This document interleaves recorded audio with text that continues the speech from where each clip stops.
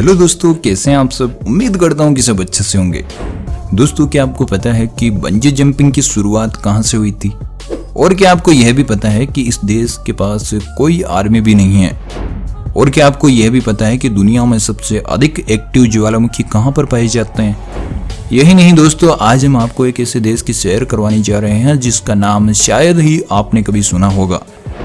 लेकिन आज हम इस वीडियो में आपको बताएंगे इस देश में आप कहां कहां घूमने जा सकते हैं और कितना खर्च आएगा। जी हाँ दोस्तों, आज हम बात कर रहे हैं वानुआतू देश के बारे में, जो एक खूबसूरत आइलैंड है।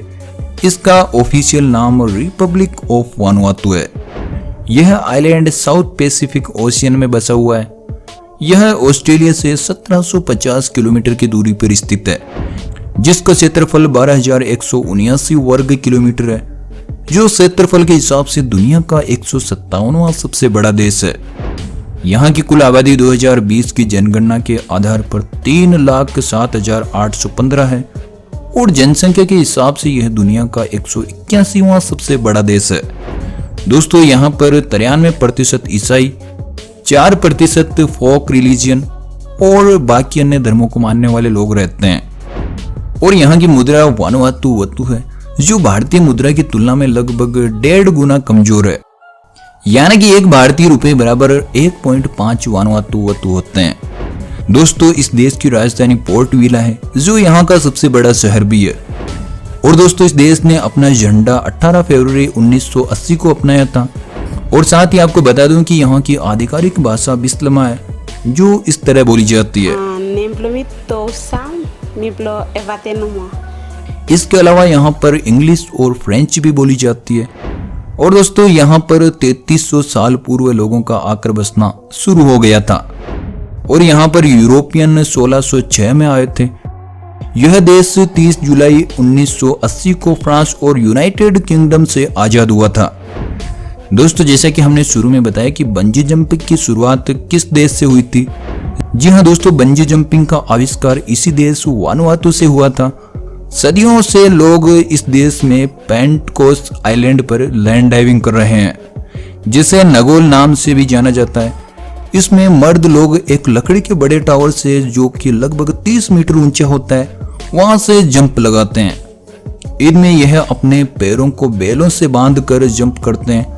दोस्तों, पहले के जमाने में इनके पास रस्सियां मौजूद नहीं थी, तब से बेल बांधकर लैंड डाइविंग करने की परंपरा चल रही है। इसी को देखते हुए बंजी जंपिंग का आविष्कार हुआ और आज लोग इसमें बड़े बड़े रिकॉर्ड बना रहे हैं। कोई दुबई बुर्ज खलीफा टावर से जंप लगा रहा है, तो कोई हेलीकॉप्टर को ऊंचाई पर ले जाकर जंप लगा रहा है। वाकई में इनके दिल बड़े मजबूत होते हैं। दोस्तों, इस देश में दुनिया के सबसे ज्यादा एक्टिव ज्वालामुखी है। जी हाँ दोस्तों, वोल्केनिक एक्सप्लोसिविटी इंडेक्स के हिसाब से वानुआतू के अमरियम आइलैंड पर दुनिया के सबसे ज्यादा एक्टिव ज्वालामुखी मौजूद है। दोस्तों, यहाँ पर बिकिनी को बिस्लमा भाषा में बास्केट ब्लोंग टिटी कहते हैं। यह सुनकर काफी अजीब लग रहा होगा, कोई बात नहीं, चलिए आगे बढ़ते हैं। दोस्तों, यहाँ पर धार्मिक मान्यताओं के अनुसार सूअर की बलि दी जाती है।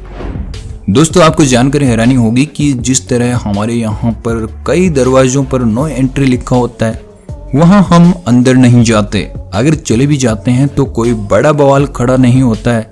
लेकिन इसी तरह यहाँ पर नो एंट्री की जगह टैबू शब्द लिखा हुआ होता है और उसके बावजूद अगर आप अंदर चले जाएं तो जुर्माना के तौर पर कई सूअर देने पड़ सकते हैं। इसके साथ साथ मौत की सजा भी सुनाई जा सकती है। दोस्तों, यहाँ का ट्रेडिशनल ड्रिंक कावा है, जो हल्का सा नशीला होता है। और अगर वहां पर कोई आदमी आपको कावा पीने के लिए ऑफर करे तो आप उसे एक्सेप्ट कर लें, क्योंकि मना करने पर ऐसा माना जाता है कि आपको उनकी दोस्ती स्वीकार नहीं है। दोस्तों, हैप्पी प्लेनेट इंडेक्स के हिसाब से वानुआतू दुनिया का चौथा सबसे खुश रहने वाला देश है और यहाँ की साक्षरता दर लगभग 90% है। लेकिन आपको जानकर हैरानी होगी कि यहाँ पर कुछ जगह पर लोग आज भी कपड़े पहनने के बजाय अपने शरीर पर पत्ते बांधते हैं। दोस्तों, जैसा कि हमने बताया कि इस देश के पास कोई आर्मी नहीं है, लेकिन इस देश के पास कुल 2 पुलिस स्टेशन और 8 चौकियां हैं। मजाक नहीं है दोस्तों, यह बिल्कुल सच है। दोस्तों, यहाँ पर गर्मियों में तापमान 32 डिग्री और सर्दियों में 22 डिग्री तक रहता है। अब आपको बता देते हैं कि अगर आप यहाँ घूमने के लिए जाएं तो कब और कहां जाना चाहिए। सबसे पहला स्पॉट है दोस्तों माउंट यासुर। यह एक एक्टिव ज्वालामुखी है जो समुद्र तल से 361 मीटर ऊंचा है और यहाँ का नजारा दिखने में काफी खूबसूरत लगता है। अगला टूरिस्ट पॉइंट दोस्तों सैम्पेन बीच।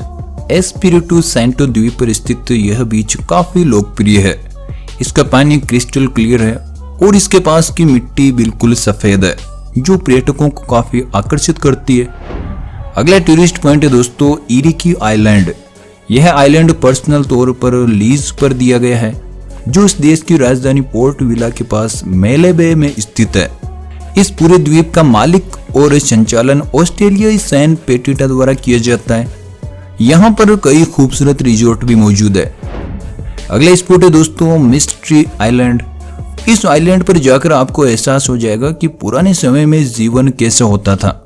यहाँ पर किसी भी तरह की बिजली, टेलीफोन जैसी एडवांस सुविधाएं बिल्कुल भी मौजूद नहीं है। यह अंग्रेजों के समय में मिलिट्री बेस हुआ करता था और यहाँ के कई लोगों ने आंदोलन के समय अंग्रेजों की कई सारी चीजें समुद्र में फेंक दी थी। इसी वजह से इसे $1 मिलियन पॉइंट भी कहा जाता है। इसके साथ ही यहाँ पर मिलेनियम गुफाएं, लेलेपा द्वीप, एटन बीच और नंदा ब्लू हॉल आदि पर्यटन के लिहाज से काफी मशहूर जगह हैं। यहाँ पर जाने के लिए आपको एम्बेसी में एक एप्लीकेशन फॉर्म देना होगा जिसमें पासपोर्ट, आधार कार्ड, 2 फोटो की जरूरत पड़ेगी। इसके साथ ही बता दूं कि वीजा का खर्च लगभग 4000 रुपये आएगा और दोस्तों इस देश में पर पर्सन 7 दिनों का खर्च लगभग 40 से 50 हजार रुपये आएगा जिसमें हमने फ्लाइट टिकट्स वगैरह शामिल नहीं की है। तो दोस्तों उम्मीद करता हूं कि वीडियो में दी गई जानकारी आपको काफी अच्छी लगी होगी। इसी तरह के इंटरेस्टिंग वीडियोस आगे भी देखने के लिए हमारे चैनल को सब्सक्राइब कर लें और वीडियो को लाइक करना बिल्कुल ना भूलें। मिलते हैं अगली वीडियो में एक नई इन्फॉर्मेशन के साथ, तब तक के लिए बाय बाय।